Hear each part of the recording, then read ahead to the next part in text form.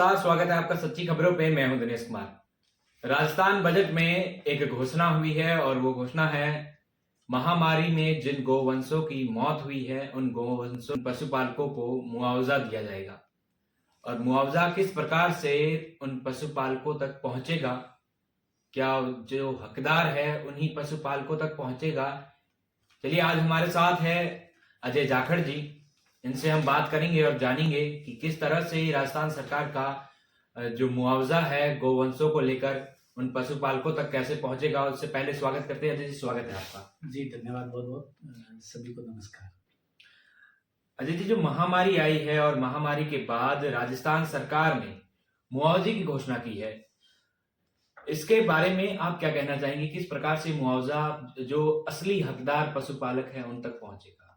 देखो, ऐसी बात है, जिस तरह से 2020 में पहली बार कोरोना महामारी देश में आई थी और पूरी दुनिया में आई थी, तो इसको लेकर बहुत असमंजस की स्थिति पैदा हुई। कारण ये है कि एक बीमारी बिल्कुल दुनिया के लिए, देश के लिए पहली बार नहीं थी, तो लोगों को भी दिक्कत हुई। सरकार के पास भी कोई स्पष्ट गाइडलाइन, कोई वैक्सीन इसकी थी नहीं, तो शुरू में बहुत जान माल के नुकसान हुआ। इसी तरह से पिछले साल राजस्थान में विशेषकर इसकी शुरुआत हुई थी। गोवंश में, विशेषकर पशुओं में भी, गोवंश में, गायों में लंपी वायरस, लंपी स्किन नाम की एक बीमारी अचानक गायों में होनी शुरू हुई। और विशेषकर राजस्थान में भी, पश्चिमी राजस्थान के जिले हैं जो पाकिस्तान की अंतर्राष्ट्रीय सीमा से लगते हुए पश्चिमी राजस्थान के रेतीले जिले हैं, उनमें ये बीमारी सबसे पहले और बड़ी तेजी से आई। तो उसमें उसके लक्षण ये थे कि गाय के शरीर पे ऐसे फफोले टाइप के ऐसे वो हो जाते थे और उस गाय का फिर पूरा ही शरीर ही वो जाम टाइप हो जाता और अंत में वो तड़प तड़प उसकी मौत हो जाती। तो एक्चुअली में ये बीमारी मेडिकल डिपार्टमेंट जो एनिमल हस्बेंड्री का उनके सामने भी एक तरह की नई प्रॉब्लम थी। तो इससे गोवंश में और पशुपालकों में बहुत भारी नुकसान हुआ, बड़ी संख्या में गोवंश की मौत हुई। आप बाड़मेर की बात करें, विशेषकर बाड़मेर, जैसलमेर या इन पश्चिमी राजस्थान के जिलों की बात करें, तो इनमें आप गांव में जाओ तो पूरे गांव, आधे गांव खाली हो गए गायों से। तो बहुत पशुपालकों के लिए बहुत बड़ा एक झटका इसे कह सकते हैं। तो बहुत बड़ा सदमा, बहुत बड़ा नुकसान इससे हुआ पशुपालकों को। तो राजस्थान सरकार ने अभी बजट में पशुपालकों के इन जख्मों पर मरहम लगाने के लिए जितने भी दुधारू गायों की जो मौत हुई है उनके लिए मुआवजे की घोषणा की है। अभी बजट में जो गाइडलाइन आई है उसके अनुसार ऐसा कहा जा रहा है कि प्रत्येक दुधारू जो गोवंश से उसकी मौत हुई है उसका 40,000 रुपये प्रति दुधारू पशु जिसकी मौत हुई उसका मुआवजा किसान को या पशुपालक को मिलेगा।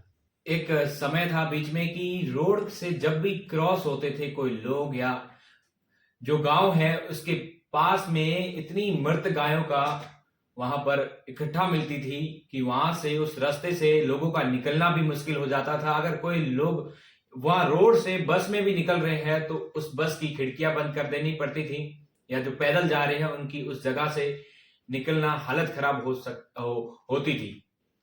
बहुत मुश्किल था वो समय, जिस समय गायों की, गोवंशों की लगातार इस महामारी के कारण मौत हो रही थी। उसके बाद ये मौत का कहर जो है एक थम सा गया था और अब ये बीमारी बिल्कुल खत्म हो चुकी है, नाम मात्र की भी नहीं रही है। राजस्थान सरकार, आपने बिल्कुल सही कहा है। राजस्थान में अभी जो सरकारी आंकड़े पिछले सितंबर में आए हैं, सरकारी आंकड़े हैं, उसके अनुसार लंपी वायरस से 11 लाख पशु है वो उसकी चपेट में आए, लंपी स्किन के। उसमें से 47,000 गोवंश की मौत हो गई लंपी वायरस से, सरकारी आंकड़े हैं। और इनमें से 17,000 केवल पश्चिमी राजस्थान के जो बाड़मेर, जैसलमेर, पाली, जोधपुर, बीकानेर, ये जिले, केवल इन्हीं जिलों में ही जो पाकिस्तान की अंतर्राष्ट्रीय सीमा से लगते या आसपास के जिले हैं, उन्हीं में 17,000 गायों की मौत हो गई है। तो एक तरीके से ये बहुत बड़ा कदम है, लेकिन इसका इम्प्लीमेंटेशन कैसे होगा अभी ये एक बहुत बड़ा मुद्दा है। कि सरकार ने, ठीक है, चलो मुआवजे की घोषणा की है कि प्रत्येक दुधारू जो गोवंश की मौत हुई है उसको लेकर पशुपालकों को राहत दी जाएगी और प्रत्येक पशु की मौत पर 40,000 रुपये का मुआवजा मिलेगा। अब इसको लेकर सारी सरकार की गाइडलाइन आएगी। और जहाँ तक मेरे को लगता है, अभी कई वहाँ के हमारे पशु सहायक जो गाँव में, शहर में काम कर रहे हैं, पशु डॉक्टर काम कर रहे हैं, तो उन लोगों ने, मैंने पूछा भी है, कई पशुपालक भी हमारे पूछ रहे हैं कि भाई ये योजना आई है तो इसका फायदा पशुपालकों को कैसे मिलेगा, कैसे हमें मुआवजा मिलेगा, कब तक मिलेगा।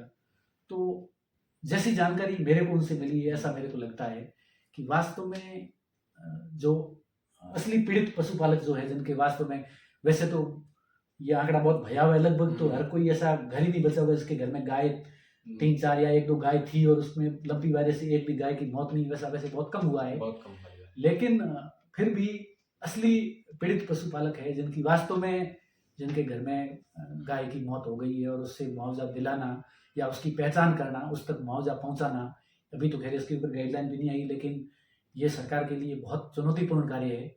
और वहाँ के जो सरकारी कारिंदे हैं, जो कर्मचारी है, उनको ये टास्क दिया जाएगा तो उनके लिए भी एक बहुत बड़ी चुनौती है। क्यों, जैसा कि वहाँ के स्थानीय जनप्रतिनिधियों से, वहाँ के पशुपालकों से, वहाँ के पशु सहायक जो कर्मचारी है, उनसे जो जानकारी जो जिस तरह हमने जुटाई है और जो उन्होंने हमें बताया है, उस अनुसार ऐसा लगता है कि वास्तव में इसका आंकड़ा जुटा पाना या इसकी असली पीड़ित पशुपालकों की पहचान करना अभी सरकार के लिए बहुत चुनौतीपूर्ण होने वाला है। कारण ये है कि अब किसी के घर में कितनी गाय थी, कितनी इससे मौत हुई है, कौन हकदार है, क्या है, ये वैसे तो शायद स्थानीय जो ग्राम सेवक है, पटवारी है, सरपंच है, इनकी अनुशंसा पे ही आगे आंकड़े जाएंगे। तो कुछ बड़े पशु चिकित्सा के अधिकारी वो तो ये यहाँ तक बता रहे हैं कि वास्तव में जो चपेट में आई है, जो कुल मौत हुई है, उससे भी ये आंकड़ा वास्तव में रिपोर्ट में आएगा, बहुत ज़्यादा जाएगा। क्योंकि केवल सरकारी आंकड़े है और सरकारी कुल आंकड़ों में भी मतलब एक वो फायदा लेने वाली भी बात है, तो फिर ये आंकड़े बहुत ज़्यादा जाएंगे।